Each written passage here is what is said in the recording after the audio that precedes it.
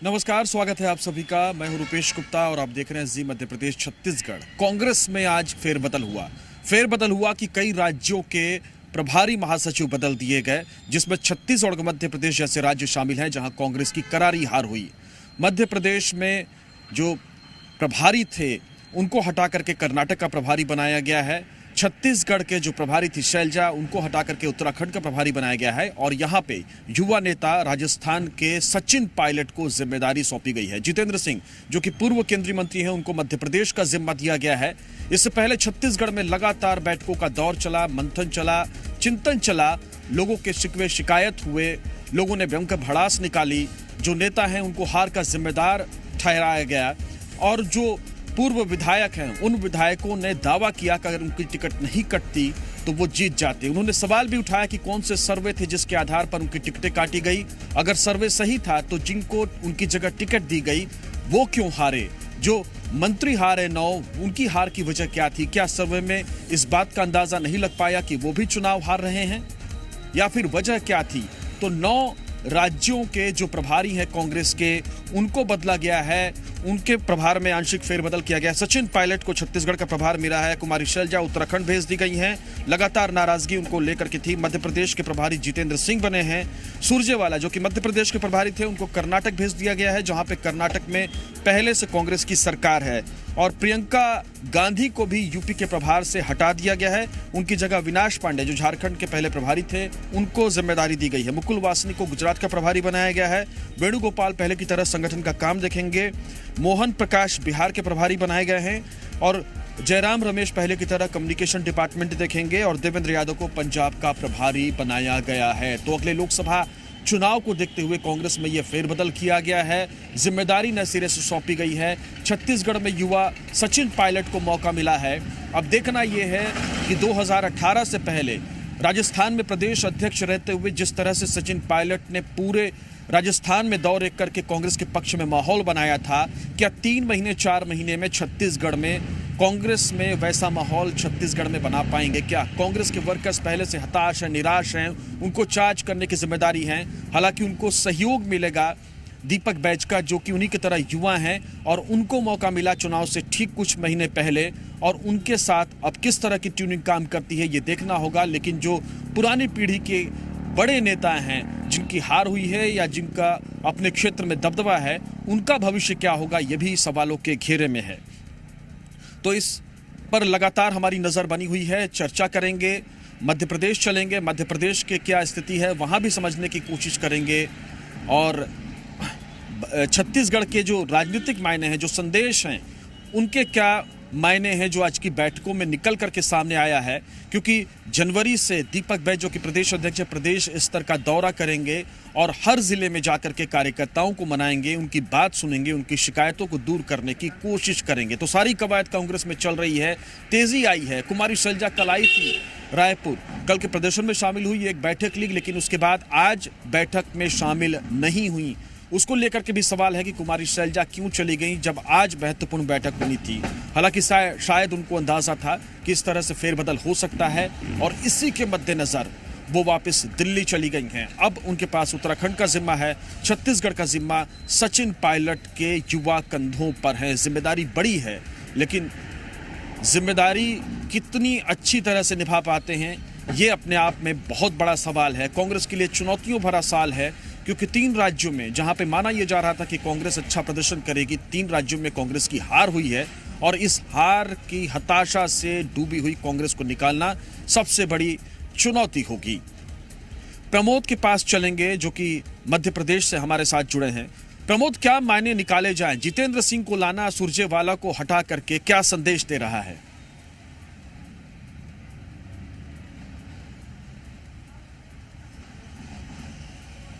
प्रमोद, मेरी आवाज आ रही है? हाँ जी, हाँ जी। प्रमोद, क्या मायने निकाले जाएं? ये उम्मीद तो की जा रही थी, संगठन में बदलाव हुआ, प्रभारी भी बदल दिए गए। जितेंद्र सिंह के सामने क्या चुनौती होगी लोकसभा चुनाव के मद्देनजर? और जिस तरह से वो राजस्थान से आते हैं, पूर्व में केंद्रीय मंत्री रह चुके हैं, सुरजेवाला से क्या क्या चूक हुई जिसको उनको ध्यान में रखना होगा और किस तरह से वो चार्ज कर सकते हैं? वहां के नेताओं से अगर कोई बातचीत हुई हो तो क्या उम्मीद देखते हैं वो जितेंद्र सिंह में? देखिए, मध्य प्रदेश में जितेंद्र स्क्वायर काम करेगा और एमपी के नए प्रदेश अध्यक्ष जीतू पटवारी बने हैं, जिनका नाम जितेंद्र है, और अब फुल फ्रेश एमपी कांग्रेस के प्रभारी जितेंद्र सिंह बनाए गए हैं। इससे पहले भी वो मध्य प्रदेश कांग्रेस के लिए काम कर रहे थे और इलेक्शन में भी उन्होंने काम किया, लेकिन रणदीप सिंह सुरजेवाला की एमपी से विदाई हो गई है। सुरजेवाला कर्नाटक पर पूरी तरीके से फोकस करेंगे, वहाँ पर कांग्रेस पार्टी की सिटिंग गवर्नमेंट है। अब यहाँ पर जीतू के साथ जितेंद्र को काम करना है कोऑर्डिनेशन के साथ, और लोकसभा सर पर है, लिहाजा दो जितेंद्र क्या देखिए मध्य प्रदेश में लोकसभा की जो सीटें हैं कांग्रेस पार्टी के लिए क्या जीत दिला पाएंगे? कांग्रेस पार्टी तो यही चाहती है कि दो जितेंद्र मिलकर जीत तय कर दें लोकसभा सीटों पर।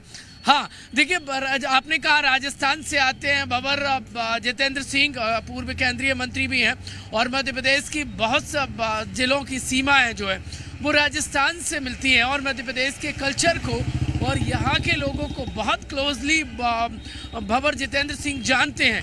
लिहाजा उन्हें मध्य प्रदेश में काम करने में बहुत कुछ आसानी होगी। टिकट वितरण में भी, विधानसभा चुनाव में उनका बड़ा हस्तक्षेप रहा, विधानसभा चुनाव में भी मध्य प्रदेश में उन्होंने काम किया, लिहाजा अब लोकसभा के लिए काम करना है। ये बड़ी लड़ाई है, और एमपी कांग्रेस के लिए अब जीतू पटवारी के ताजपोशी के साथ ही अब प्रदेश प्रभारी जितेंद्र सिंह को जिम्मेदारी दी गई है। अब देखने वाली बात यह होगी कांग्रेस पार्टी कितना मजबूत हो पाती है, और जो विधानसभा में काम नहीं हुआ कमलनाथ और रणदीप सिंह सुरजेवाला से, क्या जितेंद्र और जितेंद्र मिलकर लोकसभा में कांग्रेस पार्टी के लिए काम कर पाएंगे? कांग्रेस पार्टी में बड़ा रीसफल आए दिन देखने को मिल रहा है। सुबह सुबह हम खबर दिखा रहे थे कि मैनिफेस्टो कमेटी का गठन किया गया, स्पेशल 16 कमेटी का गठन किया गया है, जो जनता के मन को देखिए भाने वाला मैनिफेस्टो तैयार करेगी लोकसभा चुनाव में। और अब ये जो फैसला लिया गया है कांग्रेस पार्टी की तरफ से, कई स्टेट के जो प्रभारी हैं वो बदल दिए गए हैं, और बड़ी जिम्मेदारी प्रियंका गांधी पर रहेगी। और अब देखने वाली बात यह होगी कि मध्य प्रदेश में कांग्रेस पार्टी कितनी मजबूत हो पाती है, यह आने वाला समय बताएगा। लेकिन कांग्रेस पार्टी के लिए अस्तित्व की लड़ाई लोकसभा चुनाव रहने वाला है। दोनों ही दिग्गज नेता है, जीतू पटवारी अस्तित्व की लड़ाई रहने वाला है जाहिर तौर पे, क्योंकि पिछली बार भी बीजेपी ने एक तरह से कांग्रेस का सुपड़ा साफ कर दिया था। हमारे साथ दत्ता जी हैं, कांग्रेस के प्रवक्ता, उनसे बातचीत करते हैं। क्या लग रहा है, जितेंद्र सिंह सुरजेवाला की जगह उपेंद्र गुप्ता जी हैं, माफ कीजिएगा, तो गुप्ता जी क्या लग रहा है आपको कि जिस तरह से सुरजेवाला थे, सुरजेवाला की जगह अब जितेंद्र सिंह को लाया गया है, क्या उम्मीदें हैं? पहली चीज तो ये, चूंकि आप संगठन से ताल्लुक रखते हैं, कांग्रेस पार्टी को अंदर से जानते हैं, तो क्या उम्मीदें एक आम कार्यकर्ता के रूप में आपकी जितेंद्र सिंह से रहने वाली है, और कैसा परफॉर्मेंस करेंगे, क्या उम्मीदें हैं पार्टी को? देखिए, ये तो पार्टी में जो है समय समय पर जो इस तरह के फेरबदल होते रहते हैं, जो पार्टी की रिपोर्ट जाती हैं नीचे से ऊपर तक, और जो अभी चुनाव के परिणाम हैं, तो इनमें जो है अपरिहार्य था कि कुछ परिवर्तन होंगे। कुछ परिवर्तन जो है हमारे राज्य स्तरीय संगठन में हुए हैं, कुछ परिवर्तन जो है प्रभारियों में भी हो रहे हैं। तो ये पार्टी की अपनी आवश्यकता और जरूरत है, क्योंकि जितेंद्र भंवर सिंह यहाँ पर जो है टिकट वितरण के दौरान और यहाँ पर आए थे, और यहाँ पर उनका सबसे संपर्क है। तो जो है उस संपर्क का लाभ मिलेगा यहाँ पर, वो सबको जानते हैं, सबसे मुलाकात उनकी हुई है, तो वो जो है संगठन को यहाँ गति दे सकते हैं। दूसरी चीज ये है कि जो है इसके पहले ही सुरजेवाला जी जो है कर्नाटक के प्रभारी थे, तो वापस उनका प्रभार उनका क्षेत्र वापस उन्हें दे दिया गया है। एक साथ दो राज्य वो नहीं देख सकते होंगे। चलिए, रजनीश अग्रवाल जी हैं, भारतीय जनता पार्टी के नेता, उनसे बात कर लेते हैं। अग्रवाल जी, किस तरह से देखते हैं चुनाव में हार, पहले प्रदेश अध्यक्ष बदला कांग्रेस पार्टी ने, अब प्रभारी भी हटा दिए गए? देखिए, मुझे लगता है कि ये कांग्रेस का आंतरिक मामला है, संगठन में किस पदाधिकारी को क्या काम देना है उनका मसला है। लेकिन जहां तक हार जीत का मामला है, तो हार कांग्रेस की नीतियों की है, नेतृत्व की है। नीयत की है उसको लेकर तो कोई बदलाव नहीं है। केवल व्यक्तियों के बदलाव को लेकर अगर कांग्रेस समझती है कि जनता को हम किसी भी प्रकार से भ्रमित कर देंगे तो ऐसा होता नहीं है, और इसीलिए कांग्रेस का जनाधार लगातार सिकुड़ा भी है।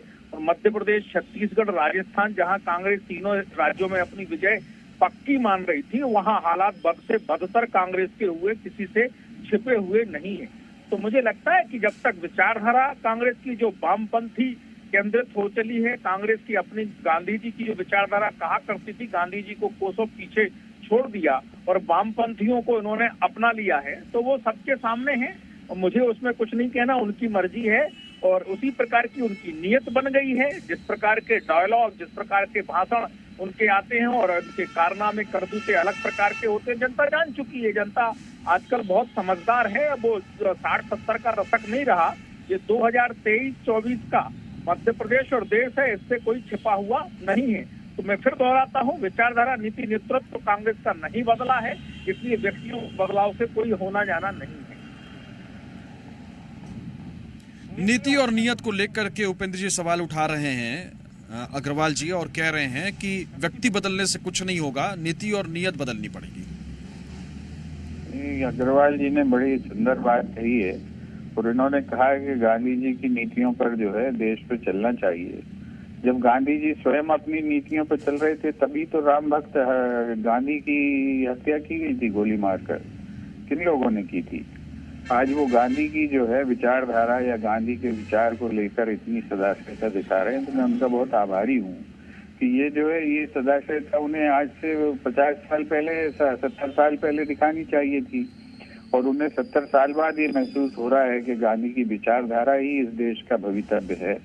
तो हम उनको धन्यवाद देते हैं कि वो अपनी पार्टी में इसका प्रचार करें, अपनी पार्टी में इसको आगे बढ़ाएं। दूसरी चीज मैं ये कहना चाहता हूँ कि सभी पार्टियों में, अभी भारतीय जनता पार्टी में प्रभारी बदलने वाला है, ये तो चुनाव जीत गए तो फिर क्यों प्रभारी बदल रहे हैं? तो इस तरह की कोई टिप्पणियां, क्या उनकी नीति, नियत और नेता हार गया है क्या? और जो तीसरी चीज मैं कहना चाहता हूँ कि बड़ी बड़ी गारंटियां दी गई, अभी तो राज्यसभा में जवाब दे दिया है मोदी जी ने कि हम 450 में सिलेंडर नहीं देंगे। तो ये देश के जो है करोड़ों लोगों को ये जो धोखा देने के वादे किए गए, इन वादों पर टिप्पणी जो है जरूर बीजेपी को करनी चाहिए। और तीसरी चीज ये जो कहा जा रहा है कि हमें बड़े कम वोट मिले, हमारा जो है सुपड़ा साफ हो गया, तीनों राज्यों में मिला के हम 10 लाख वोट ज्यादा लिए बीजेपी से। सरकार हमारी नहीं बनी, ठीक है, कोई बात नहीं है, हम जो है 10 लाख वोट रजनी जी से थोड़ा सा रिएक्शन लेंगे, लेकिन उससे पहले छत्तीसगढ़ चलते हैं। छत्तीसगढ़ से कांग्रेस के प्रवक्ता धनंजय सिंह ठाकुर इस वक्त हमारे साथ हैं, उनसे बातचीत करते हैं। छत्तीसगढ़ में धनंजय प्रभारी बदले गए हैं, किस तरह से देखते हैं, क्या उम्मीदें हैं? क्योंकि चुनाव सिर पर है और जिस तरह से आपकी पार्टी के हालात हैं कि हर कोई एक दूसरे पर आरोप लगा रहा है, ऐसी परिस्थिति में क्या आपको लगता है सचिन पायलट संभाल पाएंगे पार्टी को? देखिए, राष्ट्रीय महासचिव की जिम्मेदारी में बदलाव किया गया है और कुमारी शैलजा जी जो छत्तीसगढ़ के प्रभारी थी उनको उत्तराखंड के प्रभारी बना दिया गया है और उनके स्थान पर सचिन पायलट जी हैं जो राजस्थान में उप मुख्यमंत्री रहे हैं, केंद्रीय मंत्री रहे हैं, संगठन का उनका लंबा अनुभव है, उनको छत्तीसगढ़ का प्रभार दिया गया है। और निश्चित तौर पर एक युवा नेता है, अनुभवी नेता है, तो उनका अनुभव का लाभ मिलेगा और पूरी बड़ी ऊर्जा के साथ कांग्रेस पार्टी जो है लोकसभा चुनाव की तैयारी में जुटी हुई है। और निश्चित तौर पर छत्तीसगढ़ में जो 11 लोकसभा सीटें हैं ये जीतने का लक्ष्य हमने तय किया है और सचिन पायलट जी के अनुभव का लाभ मिलेगा, उनके युवा होने का लाभ मिलेगा। लेकिन क्या प्रभारी बदलने से कांग्रेस की परेशानी बदल जाएगी धनंजय जी? लेकिन क्या प्रभारी बदलने से कांग्रेस की परेशानी खत्म हो जाएगी? देखिए, कांग्रेस में कहीं अभी जो अंतरकलह मचा हुआ है, जिस तरह से शिकायतें हो रही हैं, देखिए कहीं भी कोई अंतरकलह नहीं मचा हुआ है और निश्चित तौर पर जो चुनाव में जो परिणाम आए हैं वो आशा के अनुरूप नहीं रहे हैं, थोड़ी जरूर निराशा रही है और परिवार के बीच में बातें होती रहती, कहीं कोई परेशानी की वजह नहीं है। हमारे वरिष्ठ नेतागण हमारे कार्यकर्ताओं से, हमारे नेताओं से चर्चा कर रहे हैं, उनकी बात को सुन रहे हैं। धनंजय जी यहाँ पे रुकूंगा, टीएस सिंहदेव क्या कह रहे हैं पहले वो, धनंजय जी रोकूंगा एक मिनट, टीएस सिंहदेव जी क्या कह रहे हैं पहले वो सुन लेते हैं। जी, कुछ परिवर्तन अखिल भारतीय स्तर पे हुए हैं और उनमें ये भी परिवर्तन है। शैलजा जी को उत्तराखंड का प्रभार मिला है, सचिन पायलट जी को छत्तीसगढ़ का, तो उनका स्वागत है और शैलजा जी का बहुत आभार कि एक बहुत ही परिपक्व नेत्री के रूप में उन्होंने यहाँ कार्य किया था, हम सबका सहयोग किया था, हम सबका मनोबल बढ़ाया था, उनको सदैव बहुत शुभकामनाएं। तो धनंजय जी, एक तरफ टीएस सिंहदेव शैलजा जी का शुक्रिया अदा कर रही हैं, दूसरी तरफ बृहस्पति सिंह है जो कह रहे हैं कि शैलजा जी आती थी यहाँ पे और टीएस सिंहदेव के साथ फोटो खिंचाती थी और चली जाती थी, और इसको लेकर के बाकायदा दिल्ली में शिकायत हुई है। तो क्या इसी वजह से हटाया गया है? नहीं, जैसे मैंने पहले कहा ना, एक रूटीन समझिएगा कि महासचिव को जो जिम्मेदारियों में बदलाव किया जाता है और लोकसभा चुनाव के मद्देनजर बदलाव किया गया है और शैलजा जी को उत्तराखंड की जिम्मेदारी दी गई है और प्रदेश में शैलजा जी के प्रभार में कांग्रेस कार्यकर्ता नेताओं ने जो एकजुटता के साथ चुनाव लड़ा है, आप देखेंगे छत्तीसगढ़ हमारा वोट परसेंटेज जो है बराबर रहा है, उसमें कोई कमी नहीं हुई, 2018 के मुकाबले ही रहा है। और एक रणनीतिक तौर पर हमने काम किया है, उनका अनुभव का लाभ हमको यहाँ मिला है। और सचिन पायलट जी को प्रभारी बनाया गया तो उसका भी हमको अनुभव का लाभ मिलेगा। और हम सब मिलकर शैलजा जी का धन्यवाद भी देते हैं कि उनके नेतृत्व में हमने यहाँ पे चुनाव भी लड़ा है, चाहे परिणाम जो भी हो। और कांग्रेस में नई ऊर्जा के साथ, नई सोच के साथ कार्यकर्ताओं के उत्साह और वरिष्ठ नेताओं के मार्गदर्शन में लोकसभा चुनाव की तैयारी में जुटी हुई है और निश्चित तौर पर हम 11 लोकसभा छत्तीसगढ़ का जीतने का लक्ष्य निर्धारित किए हैं और उसमें हमारे वरिष्ठ नेताओं का मार्गदर्शन भी मिलेगा। और नए जो हमारे प्रभारी सचिन पायलट जी, उनका छत्तीसगढ़ में अभिनंदन भी है। और बहुत जल्द कांग्रेस जो है फिर जनता की लड़ाई सड़कों पर उतरकर सदन में लड़ाई लड़ने का काम करेगी और जनता की आवाज कांग्रेस बनेगी। अमित चिमनानी भारतीय जनता पार्टी के मीडिया हेड हैं, वो जुड़ गए हैं, उनसे बातचीत करते हैं। अमित जी, कांग्रेस ने पहले चुनाव के हार के बाद प्रभारी बदल दिया है, हालांकि ये आप कहेंगे कि कांग्रेस का आंतरिक मामला है, लेकिन मैं उसके आगे पूछना चाहता हूं कि भारतीय जनता पार्टी इसको किस तरह से देख रही है?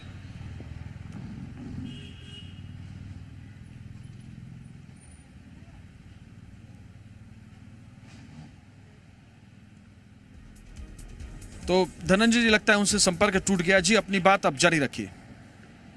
देखिए, मैंने पहले कहा ना कि एक परिवर्तन जो होता है संगठन में, वो उस रूटीन प्रक्रिया के तहत है और लोकसभा के चुनाव की तैयारी में कांग्रेस पार्टी लगी हुई है। धनंजय जी, कैसी बात कर रहे हैं? पिछली बार चुनाव कांग्रेस पार्टी जीती थी, उससे पहले बीके हरिप्रसाद प्रभारी थे, दोनों ही दरमियान लोकसभा चुनाव के आसपास मेरे ख्याल से बीके हरिप्रसाद को हटाया गया था और पीएल पुनिया तो लंबे समय तक 3 साल तक करीब प्रभारी बने रहे। तो आप ये नहीं मानेंगे कि हार की वजह से हटाया गया है, लोगों की शिकायतों के बाद हटाया गया है?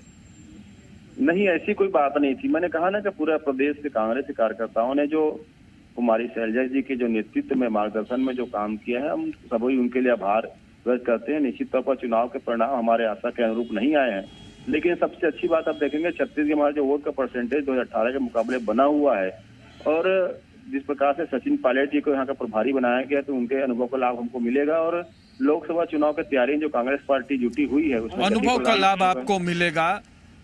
जी, धनंजय जी आपको रोक रहे हैं यहाँ पे। चिमनानी जी जुड़ चुके हैं, उनसे बातचीत करते हैं। चिमनानी जी, क्या रिएक्शन है आपका? कांग्रेस पार्टी ने अपना प्रभारी बदल दिया छत्तीसगढ़ में।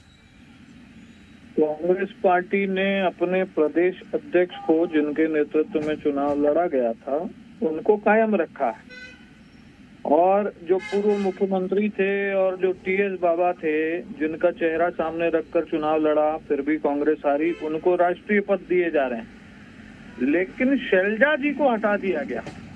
इसका कारण क्या है ये तो कांग्रेस पार्टी ही बता सकती है।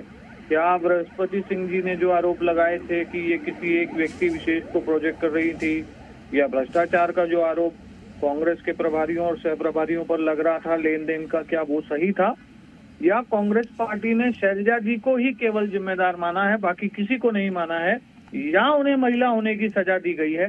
कौन सा कारण सही है ये तो कांग्रेस पार्टी बता सकती है, लेकिन छत्तीसगढ़ के लोगों को पुरस्कृत करना और शैलजा जी को हटाना ये किसी की समझ में नहीं आ रहा।